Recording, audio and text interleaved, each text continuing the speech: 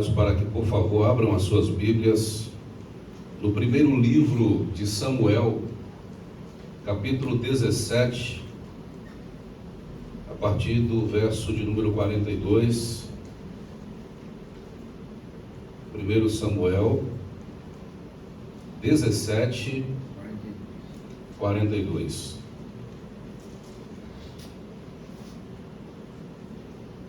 Está escrito assim: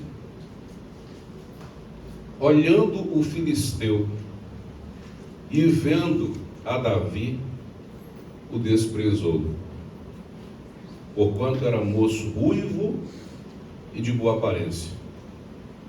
Disse o filisteu a Davi: sou eu algum cão para vires a mim com paus?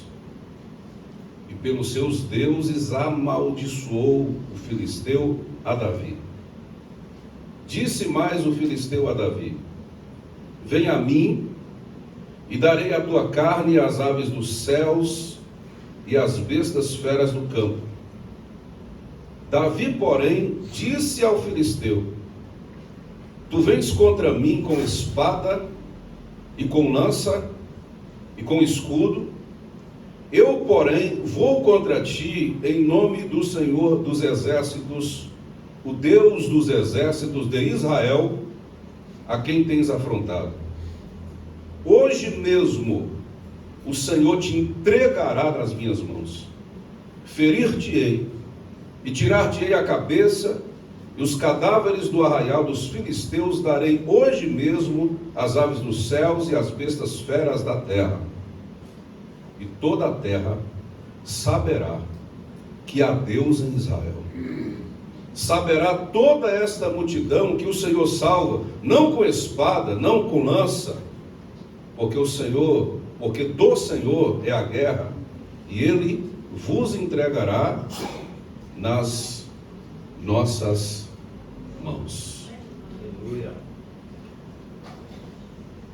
Até os nossos 7 anos de idade, a gente vai construindo, a partir de experiências que nós temos desde o ambiente familiar, e principalmente nesse ambiente familiar, o tipo de ser humano que a gente é na maior parte da vida quando a gente se torna adulto. É por isso que a psicologia diz que todo homem é uma criança que precisa de reparos, porque nessa primeira fase da nossa vida, a gente vai recebendo todos os tipos de influência que constrói o nosso modo de enfrentar a vida, o nosso modo de enfrentar os gigantes, o nosso modo de enfrentar os nossos fantasmas. Sendo assim, Golias não é o maior desafio que Davi deveria enfrentar. Até porque quem conhece parte da sua história, pelo menos a que está registrada nos textos sagrados, sabe que desde a infância Davi é rejeitado por seus irmãos, reprovado por seus irmãos, olhado com desdém e com dúvida pelos seus irmãos. Quando ele chega diante de Golias, ele chega não diante do seu maior desafio, ele chega carregado de elementos que construíram a sua idade até aquele período de tempo, e que ele ainda nem era um adulto formado. Historicamente se sabe que Davi tinha entre 16 e 18 anos de idade quando foi enfrentar Golias. Uma outra questão que não está registrada no texto sagrado, mas nas tradições judaicas, rabínicas, é que possivelmente Davi não é um filho legítimo da família. Talvez ele tenha sido um filho fora do casamento, fora do relacionamento legítimo de Jessé. E por esta razão, acredita-se também que ele é olhado com maus olhos pela sua família, especialmente pelos seus irmãos. Uma outra coisa que apresenta o que seria socialmente inferior na vida de Davi é o fato de ele estar no campo cuidando de ovelhas, enquanto que os outros irmãos tinham cargos que eram considerados superiores. Quase todos eles eram soldados do exército de Israel. Então, quem é Davi diante dos seus irmãos? Quem é Davi dentro da sua casa? Quem é Davi dentro do seu ambiente familiar? Quem é Davi entre os seus familiares? Quem é Davi no lugar onde ele mora, dentro da sociedade da qual ele faz parte?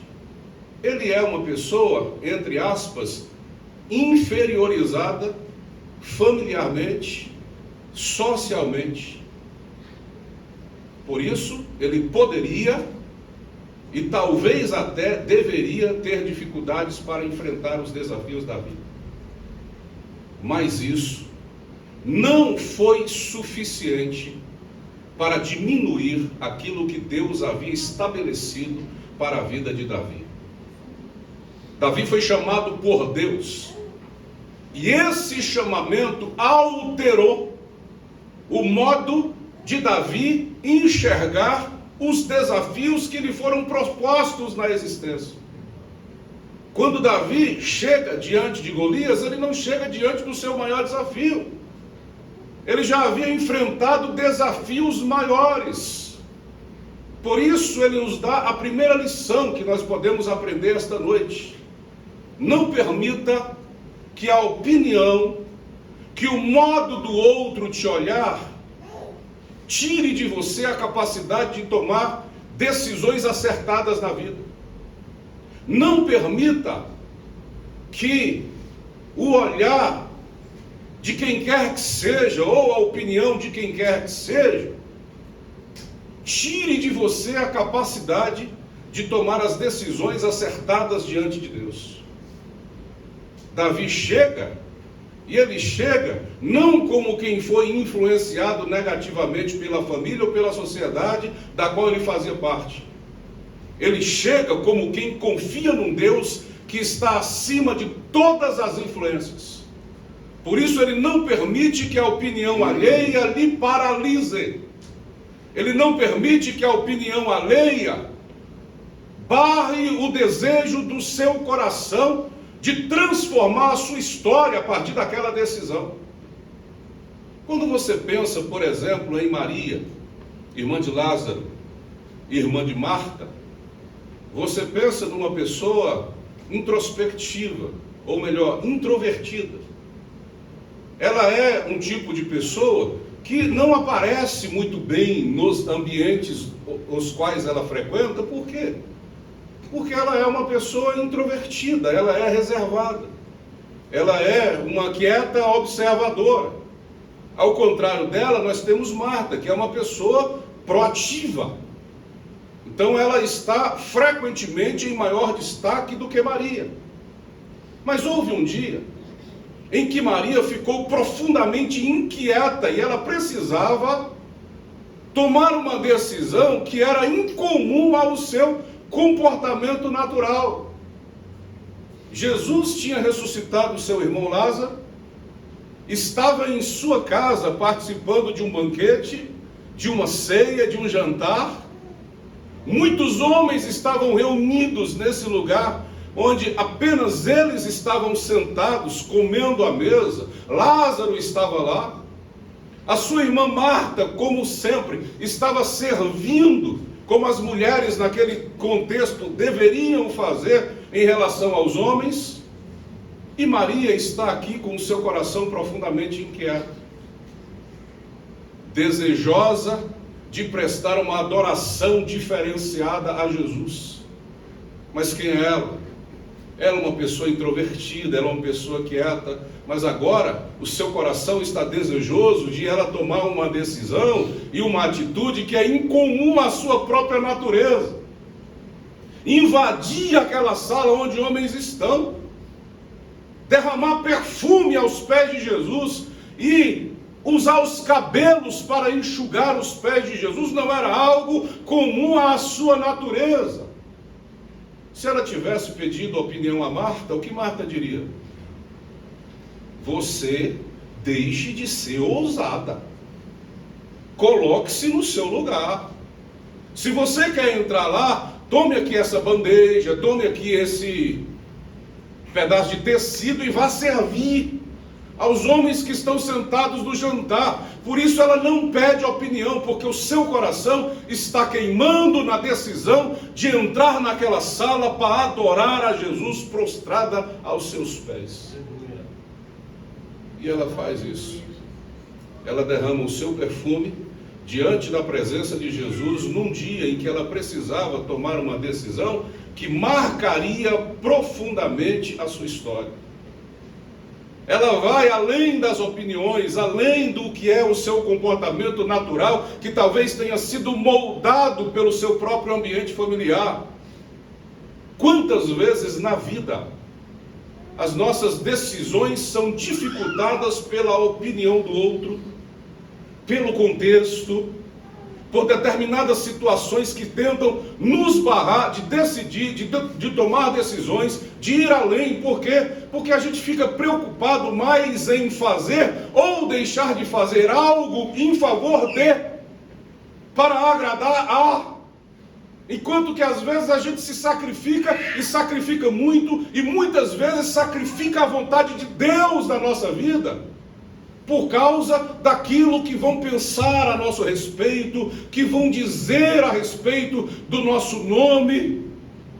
E Maria, naquele momento da vida, não quis nem saber da sua reputação, da sua tradição, da sua construção identitária, das inferências que a sociedade faria a seu respeito, das influências que ela tinha recebido durante toda a sua vida. A única coisa que o seu coração fervia de desejo era de adorar a Jesus. E ela venceu toda e qualquer possível opinião e entrou naquela sala e adorou a Jesus. Judas ainda disse: para quê esse desperdício de perfume que poderia ter sido vendido por 300 denários, os pobres seriam alimentados? Desculpa pura, porque o seu desejo era retirar parte do que entraria na bolsa, segundo João diz, João capítulo 12. Então há discursos disfarçados de bondade para poder anular decisões que às vezes você toma na vida, que são essenciais para a sua sobrevivência, ou que fazem parte de um momento de adoração a Deus. Maria disse: hoje eu vou extrapolar o meu temperamento, o meu comportamento, mas eu não aguento mais ficar de longe sem me prostrar aos pés de Jesus e fazer a Ele uma adoração pública. Eu quero que todos vejam que eu estou adorando a Ele. E valeu a pena. Porque quando disseram algo a respeito de Maria, Jesus a defendeu e disse: o que ela está fazendo agora marca a história. Ela está ungindo o meu corpo para a sepultura. Ela está antecipando uma ação que glorificará a Deus na minha materialidade, que glorificará a Deus na minha morte e que glorificará a Deus na minha ressurreição. Davi também não aceitou que toda e qualquer dúvida a respeito da sua capacidade de enfrentar Golias lhe barrasse de ir para aquele campo de batalha. Ele chega ali e é reprovado por seus irmãos. Eliabe, um grande guerreiro, olha para seu irmão, pequeno, porte físico inferior a todos os outros soldados, imagine a Golias, e diz: moço, o que você está procurando aqui não deveria ser do teu interesse, sai desse negócio porque você não cabe dentro dele. Depois ele enfrenta o desdém do próprio rei, que diz: quem é você? Você é um menino de boa aparência, uivo. Você já viu a aparência do Golias, do gigante que está desafiando o exército de Israel? E quando ele chega diante de Golias, é que ele ouve os maiores insultos. Aquela risada do gigante, Primeiro, pelas armas que estão nas mãos de Davi. Segundo, pela aparência que Davi tem. Ele fala: você vem para me enxotar, como se estivesse enxotando um cachorro. Olha para o teu tamanho, olha para a tua aparência, faça comparações comigo e você verá que você não tem nenhuma chance nessa batalha. Davi enfrentou o desafio de uma história carregada de reprovações, para naquele dia mostrar que não era por ele, mas era pelo Deus de Israel. Quando a gente vai na nossa própria força, quando a gente tenta provar algo para alguém, de acordo com o nosso próprio querer, o nosso próprio desejo, muitas vezes a gente definha na batalha. Mas quando você sabe que você está entrando numa batalha, e essa batalha é uma batalha que Deus te preparou para enfrentar, você não precisa ter medo de absolutamente nada. Porque não há gigante que seja capaz de derrubar você. Segunda lição que nós aprendemos é a lição de lembrarmos-nos das grandezas de Deus e dos movimentos de Deus a nosso respeito no passado. E Davi se lembra disso. Ele diz: Deus já me usou para matar um leão, já me usou para matar um urso, e Ele vai me usar para matar esse circunciso. Porque Deus é o mesmo Deus, Deus não mudou. Qualquer um de nós aqui esta noite tem algum tipo de experiência com Deus. Alguém da nossa família tem algum tipo de experiência com Deus, que nos livrou de situações que eram, na nossa ótica, invencíveis.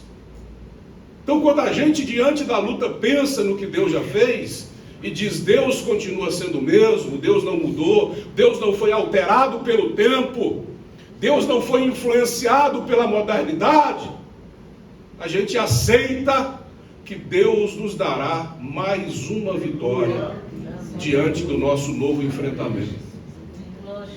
Outra coisa que Davi nos ensina é que nós não podemos perder a nossa identidade, a identidade que Deus construiu em nós.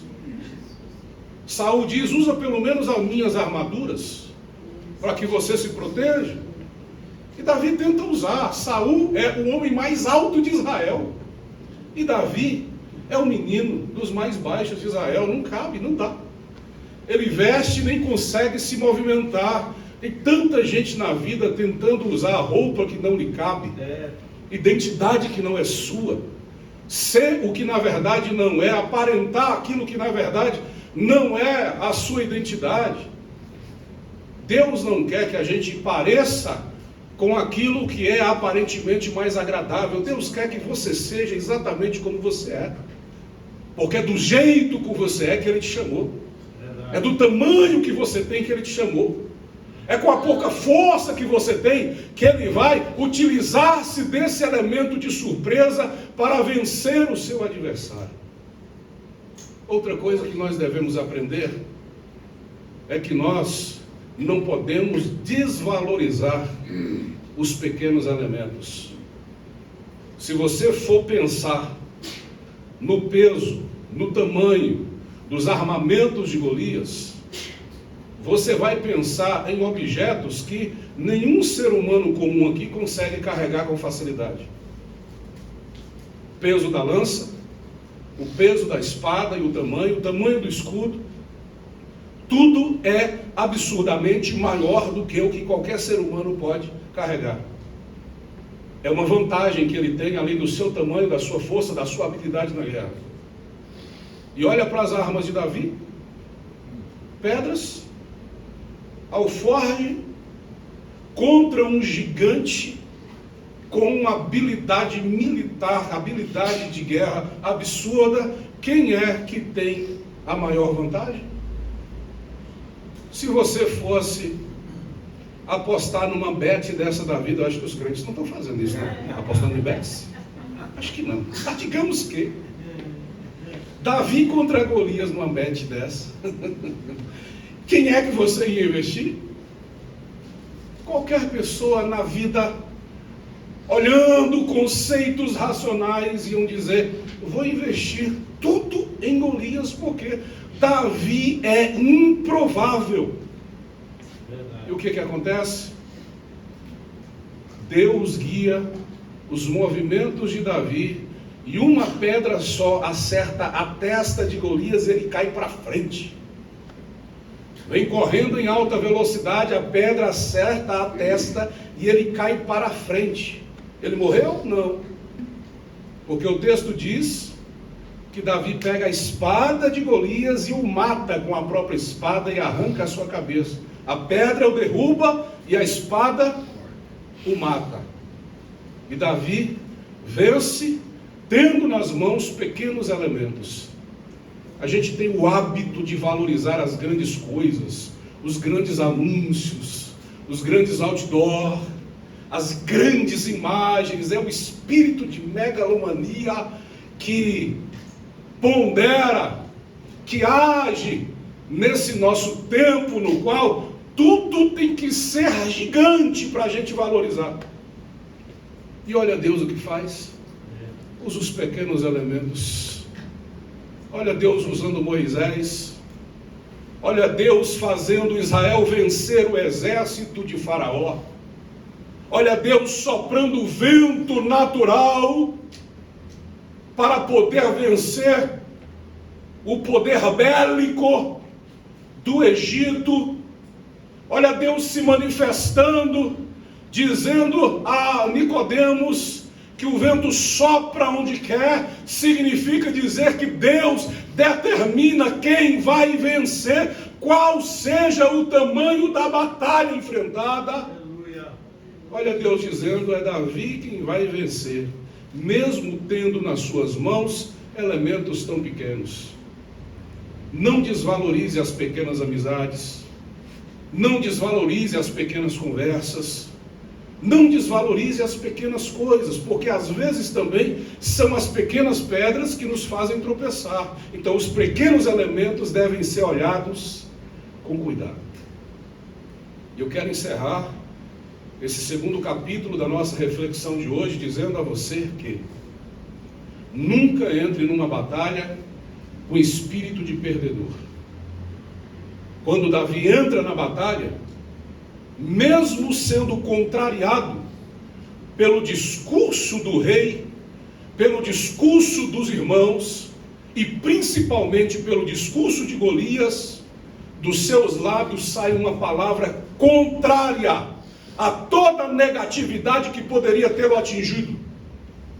Ele disse: hoje mesmo o Senhor não vos dará em nossas mãos. Hoje.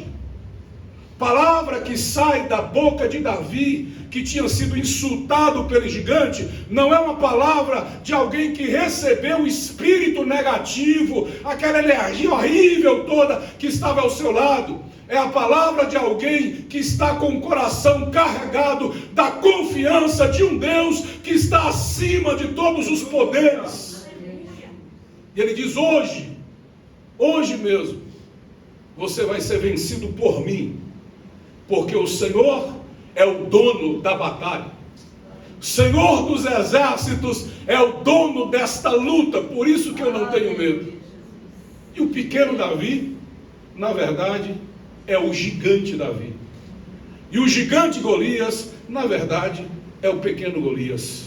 Porque gigante mesmo é aquele que enfrenta as suas batalhas confiando no Deus que criou os céus e a terra. Aleluia.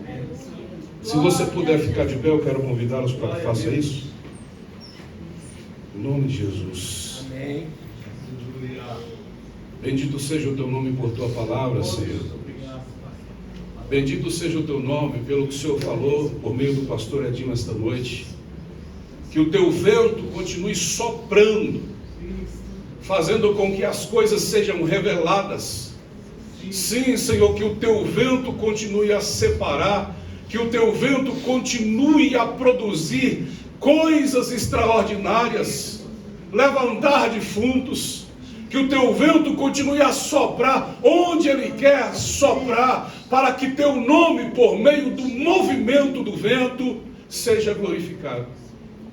Que o Senhor nos dê a grandeza do espírito de Davi, que não confia nas suas próprias forças, mas confia no Deus, que tem nas mãos o poder de dirigir todas as coisas. Esta noite nós te pedimos fé, confiança, para que nós possamos olhar para a vida com a capacidade de entrar na batalha com olhar de vencedor, o espírito de quem já venceu, porque a luta não é nossa, a batalha é do Senhor. Amém. Em nome de Jesus. Amém. Glória a Vamos Deus. adorar o Senhor.